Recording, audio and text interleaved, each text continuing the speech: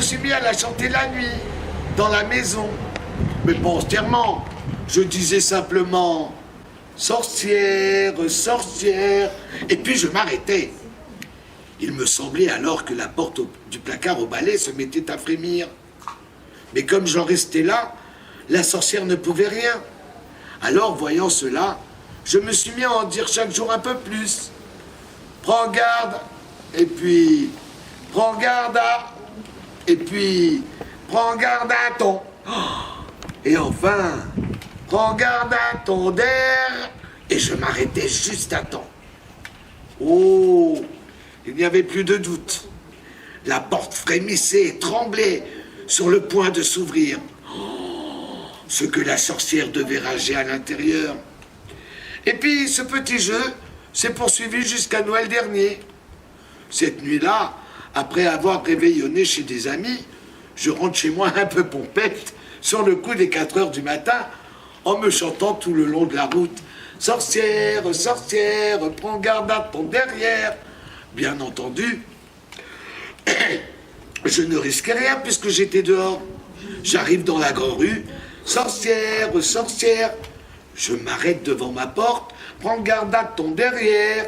Je sors la porte, je sors la clé de ma poche, « Sorcière, sorcière ». Je ne risquais toujours rien. Je glisse la clé dans la serrure, « Prends garde à ton derrière ». Je tourne, j'entre, je retire la clé, je referme la porte derrière moi et je m'engage dans le couloir en direction de l'escalier.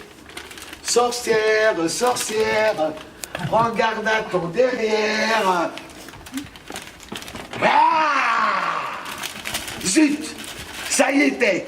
Cette fois, je l'avais dit. Au même moment, j'entends tout près de moi une petite voix aiguë, aigre et méchante. Ah, vraiment? Et pourquoi est-ce que je dois prendre garde à mon derrière? C'était elle. La porte du placard était ouverte et elle était campée dans l'ouverture, le poing droit sur la hanche et un de mes balais dans la main gauche. Bon, je suis un peu dyslexique. Bien entendu, je m'excusais. Oh, je vous demande pardon, madame. C'est un moment de distraction. J'avais oublié que... Enfin, je veux dire, j'ai chanté ça sans y penser. Elle ricane doucement. Sans y penser? Menteur. Depuis 2 ans, tu ne penses qu'à ça. Oh, tu te moquais bien de moi, n'est-ce pas? Lorsque tu t'arrêtais au dernier mot, à la dernière syllabe. Mais moi, je me disais... Patience, mon mignon, patience. Un jour, tu la cracheras, ta petite chanson d'un bout à l'autre. Et ce jour-là, ce sera mon tour de m'amuser. Eh bien voilà, c'est arrivé. Moi, je tombe à genoux, je me mets à supplier. Pitié, madame, pitié, ne me faites pas de mal. Je n'ai pas voulu vous offenser. Oh, j'aime beaucoup, beaucoup les sorcières. J'ai de très bonnes amies sorcières. Ma pauvre mère elle-même était sorcière. Si elle n'était pas morte, elle vous le dirait. Et puis d'ailleurs, c'est aujourd'hui Noël. Le petit Jésus est né cette nuit. Vous ne pouvez pas me faire disparaître un jour pareil. Regardez. Avec tes enfants, je fais comme ça. La sorcière me répond « Oh, ta, je ne veux rien entendre. Mais puisque tu as la langue si bien pendue, je te propose une épreuve. Tu as 3 jours pour me demander 3 choses. 3 choses impossibles. Si je te les donne, je t'emporte. Mais si une seule de ces 3, tu n'es pas capable de... Je ne suis pas capable de te la donner, je m'en vais pour toujours. Et tu ne me verras plus. Allez, je t'écoute. Moi, pour gagner du temps, je lui réponds...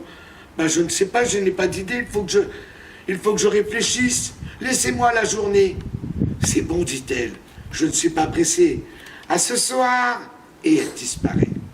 Pendant une bonne partie de la journée, je me tâte, je me creuse, je me fouille les méninges. Et tout à coup, je me souviens que mon ami Bachir a 2 petits poissons dans un bocal. Et que ces poissons, m'a-t-il dit, sont magiques.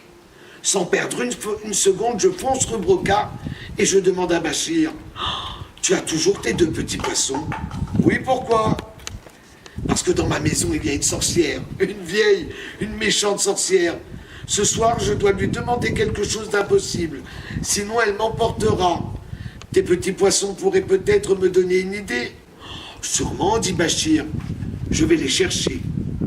Il s'en va dans l'arrière-boutique, puis il revient avec un bocal plein d'eau dans lequel nagent 2 petits poissons, l'un rouge et l'autre jaune tacheté de noir. C'est bien vrai qu'ils ont l'air de poissons magiques. Je demande à Bachir, parle-leur maintenant. Ah non, répond Bachir, je ne peux pas leur parler moi-même, ils ne comprennent pas le français. Il faut un interprète. Mais ne t'en fais pas, j'en ai un. Et voilà mon Bachir qui se met à chanter. Petite souris, petite amie, viens par ici, parle avec mes petits poissons et tu auras du saucisson. À peine a-t-il fini de chanter qu'une adorable petite souris grise arrive en trottinant sur le trottoir, s'assied sur son petit derrière, à côté du bocal, et pousse 3 petits cris comme ceci. Hip hip hip. Bachir traduit. Elle dit qu'elle est prête. Raconte-lui ce qui est arrivé. Je me penche vers la souris, je lui raconte tout. Le notaire, la maison, les voisins, le placard, la chanson, la sorcière et les preuves qu'elle m'a imposées. Après m'avoir écouté en silence, la souris se retourne vers les petits poissons et leur dit dans sa langue hipi hipi hipi hipi hipi hipi hipi hipi. Et comme ça pendant 5 minutes. Après avoir eux aussi écouté en silence, les poissons se regardent, se consultent, se parlent à l'oreille. Et pour finir, le poisson rouge monte à la surface de l'eau et ouvre plusieurs fois la bouche, avec un bruit, un petit bruit à peine perceptible. Bon, il faisait pas comme ça le poisson, hein, mais... Et ainsi de suite pendant près d'1 minute. Quand c'est fini, la petite souris se retourne vers Bachir et recommence à pépier. Pili, pi, pi, pi, pili, pi, pi, pi, pi, pi. Je demande à Bachir, mais qu'est-ce qu'elle raconte? Il me répond. Ce soir, quand tu verras la sorcière, demande-lui des bijoux en caoutchouc qui brillent comme des vrais. Elle ne pourra pas te les donner. Je remercie Bachir. Bachir donne une pincée de Daphné au petit poisson et à la souris une rondelle de saucisson.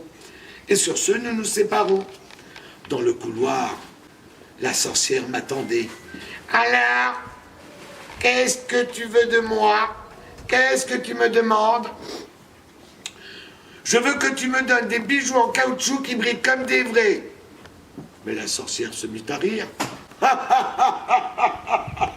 Cette idée-là n'est pas de toi, mais peu importe.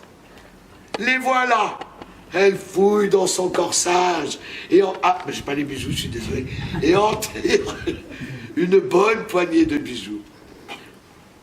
2 bracelets, 3 bagues, un collier, tout ça brillant comme de l'or, étincelant comme du diamant, de toutes les couleurs, et mou comme de la gomme de crayon, à crayon. Et demain, à demain, me dit-elle pour la 2e demande. Et cette fois, tâche d'être un peu plus malin. Et hop, la voilà disparue. Le lendemain matin, j'emporte les bijoux chez un de mes amis, qui est chimiste, et je lui dis, mais qu'est-ce que c'est que cette matière? Fais voir, me dit-il. Il s'enferme dans son laboratoire, et au bout d'1 heure, il en ressort, en me disant, mais alors ça, c'est extraordinaire. Ils sont en caoutchouc, je n'ai jamais vu ça. Tu permets que je les garde? Je lui laisse les bijoux et je retourne chez Bachir. Les bijoux, ça ne va pas. La sorcière me les a donnés de suite. Alors il faut recommencer, dit Bachir. Il retourne chercher le bocal et le pose sur le comptoir et se remet à chanter. Petite souris, petite amie, viens par ici, parle avec mes petits poissons et tu auras du saucisson. La petite souris accourt, je la mets au courant, elle traduit, puis recueille la réponse et transmet à Bachir. Qu'est-ce qu'elle dit? Et Bachir me traduit. Demande à la sorcière une branche de l'arbre à macaroni et repique-la dans ton jardin pour voir si elle pousse. Et le soir même, je dis à la sorcière, je veux une branche de l'arbre à macaroni. Cette idée-là n'est pas de toi, mais ça ne fait rien. Voilà. Et crac, Elle sort de son corsage un magnifique rameau de macaroni en fleurs, avec des branchettes en spaghetti, de longues feuilles en nouilles, des fleurs en coquillettes, et même de petites graines en forme de lettres de l'alphabet. Je suis étonné, mais tout de même, j'essaie de chercher la petite bête. Ce n'est pas une branche d'arbre, ça. Ça ne repousse pas. Crois-tu, dit la sorcière. Eh bien, repique-la dans ton jardin et tu verras. À demain soir. Moi, je ne fais ni une ni deux. Je sors dans le jardin, je creuse un petit trou dans une plate-bande, j'y plante la branche de macaroni, j'arrose et je vais me coucher. Le lendemain, je redescends. La branche est devenue énorme. C'est presque un petit arbre, avec plusieurs nouvelles ramures et 2 fois plus de fleurs. Je l'empoigne à 2 mains, j'essaie de l'arracher. Impossible. Je gratte la terre autour du tronc et je m'aperçois qu'il tient au sol par des centaines de petites racines en vermicelle. Cette fois, je suis désespéré. Je n'ai même plus envie de retourner chez Bachir. Je me promène dans le pays comme une âme en peine. Je vois les bonnes gens se parler à l'oreille. Quand ils me regardent passer, je sais ce qu'ils disent. Pauvre petit jeune homme, regardez-le. C'est sa dernière journée. Ça se voit tout de suite, la sorcière va sûrement l'emporter cette nuit. Sur le coup de midi, Bachir me téléphone. Alors, ça a marché? Non, ça n'a pas marché. Je suis perdu. Ce soir, la sorcière va m'emporter. Adieu, Bachir. Mais non, rien n'est perdu. Qu'est-ce que tu racontes? Viens tout de suite, on va interroger les petits poissons. Mais pourquoi faire? Ça ne sert à rien. Et ne rien faire, ça sert à quoi? Je te dis de venir tout de suite. Non, mais c'est honteux de se décourager comme ça. Bon, si tu veux, je viens. Et je vais chez Bachir. Quand j'arrive, tout est prêt. Le bocal, les poissons, la petite souris assise à côté. Pour la 3e fois, je raconte mon histoire. La petite souris traduit. Les poissons se consultent longuement. Mais cette fois, c'est le poisson jaune qui remonte à la surface et se met à bâiller en mesure. Pendant près d'un quart d'heure, la souris, à son tour, se retourne vers nous et nous fait tout un discours qui dure bien 10 minutes. Et je demande à Bachir, mais qu'est-ce qu'ils peuvent se raconter? Bachir me dit, écoute bien, et fais très attention, car ce n'est pas simple. Ce soir, en retournant chez toi, demande à la sorcière qu'elle te donne la grenouille à cheveux. Elle sera bien embarrassée, car la grenouille à cheveux, c'est la sorcière elle-même. Et la sorcière n'est rien d'autre que la grenouille à cheveux qui a pris forme humaine. Alors de 2 choses. Ou bien elle ne peut pas te la donner, en ce cas, elle est obligée de partir pour toujours, ou elle voudra te la montrer quand même. Et pour cela, elle sera obligée de se transformer. Dès qu'elle sera devenue grenouille à cheveux, toi, attrape-la, ligote-la bien fort et bien serrée, avec une grosse ficelle. Elle ne pourra plus se dilater. Pour redevenir sorcière, après cela, tu lui rases les cheveux. Et ce ne sera plus qu'une grenouille ordinaire, parfaitement inoffensive. Cette fois, l'espoir me revient. Je demande à Bachir, peux-tu me vendre de la ficelle? Bachir me vend une pelote de grosses ficelles. Je le remercie et je m'en vais. Le soir venu, la sorcière est au rendez-vous. Alors, mon mignon, c'est maintenant que je t'emporte?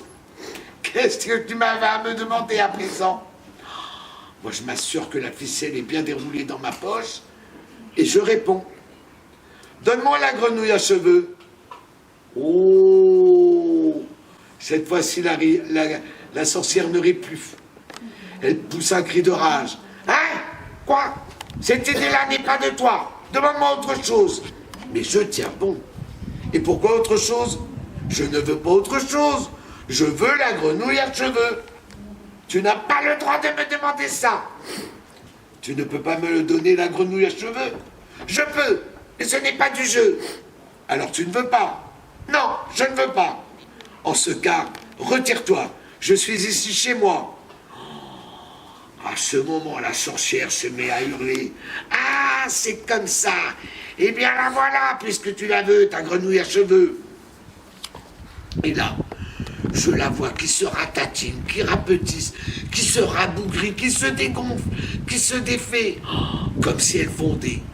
Tant et si bien que 5 minutes après, je n'ai plus devant moi qu'une grosse grenouille verte avec plein de cheveux sur la tête, qui se traîne sur le parquet en criant comme si elle avait le hoquet. Aussitôt, je saute sur elle, je te la plaque sur le sol, je tire la ficelle de ma poche, je te la prends, je te la ligote, je te la saucissonne. Oh, elle se tortille, elle étouffe presque, elle essaie de se regonfler, mais la ficelle est bien serrée. Elle me regarde avec des yeux furieux, en hoquetant comme elle peut. Moi, sans perdre de temps, je l'emporte dans la salle de bain, je la savonne, je la rase, après quoi, je la détache et je la laisse passer la nuit dans la baignoire avec un peu d'eau dans le fond. Le lendemain, je la porte à Bachir dans un bocal avec une petite échelle pour qu'elle serve de baromètre. Bachir me remercie et place le nouveau bocal sur une étagère à côté de lui, de celui des poissons. Depuis ce temps-là, les deux poissons et la grenouille n'arrêtent pas de se parler. La grenouille dit « crap, crap, crap » et les poissons. Et cela peut durer des journées entières. Un beau jour, j'ai demandé à Bachir « Si tu appelais ta souris, qu'on sache un peu ce qu'il se raconte ?»« Si tu veux, a dit Bachir. » Et il s'est remis à chanter « Petite souris, petite amie, viens par ici, parle avec mes petits poissons et tu auras du saucisson. » Quand la souris est venue, Bachir lui a demandé d'écouter et de traduire. Oh là, mais la souris a refusé cette fois, a refusé tout net. Pourquoi ai-je demandé? Et Bachir a répondu, parce que ce ne sont que des gros mots. Voilà l'histoire de la sorcière. Et maintenant, quand vous viendrez me rendre visite, soit de jour, soit de nuit, dans la petite maison que j'ai achetée, vous pourrez chanter tout à votre aise. Sorcière, sorcière, prends garde à ton derrière. Et je vous garantis qu'il n'arrivera rien.